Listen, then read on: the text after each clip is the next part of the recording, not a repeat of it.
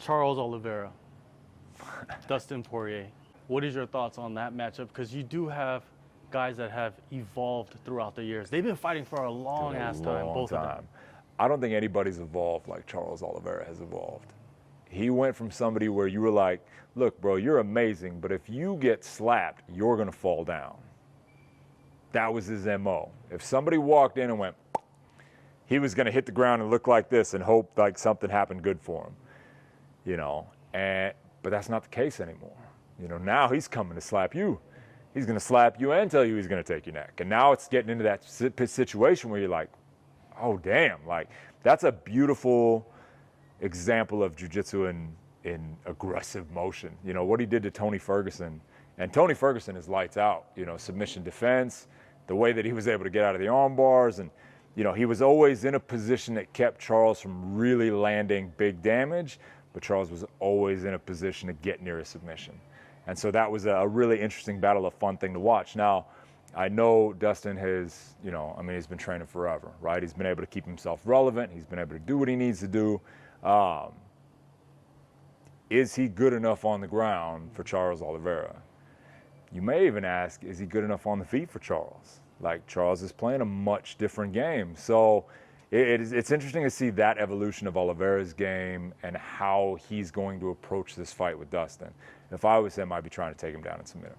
That would be my game. I'd be looking to beat him up, make a mistake, overextend on a punch, because Dustin will do that. Dustin, even now, will still overextend on some things. He'll put himself a little off balance. You know, I mean, everybody does. You know, that's not a knock on him. That's just an evaluation of all of our skills. MMA is so hard to keep yourself on point at all times. But if you get in there with somebody that can really take advantage of that and can find that timing, you might be in for a hard night. I still think Dustin for sure could beat him, but I do think Charles submits him. Do you think Poirier having those two back-to-back fights against Conor did more harm than good? Because really, he didn't have to utilize the other aspects of his game. He was just there standing up and striking with Conor. But you know what, you got to, you know, as much as you don't want to say this, how much money do you make? Yeah. But you throw money out the window. I mean, you throw money out the window. There's been worse back-to-back fights.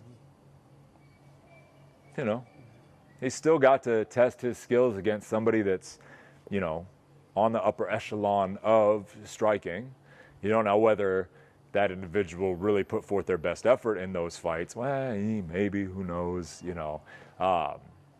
I don't think that Conor's been the Conor of old, you know.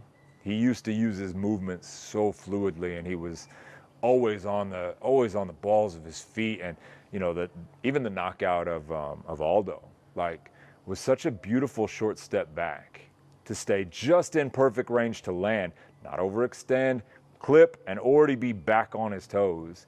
I don't think we've necessarily seen that. I think we've seen what tried to beat Nate. You know, let's plug away, and I've got power, you know, I've got this hand.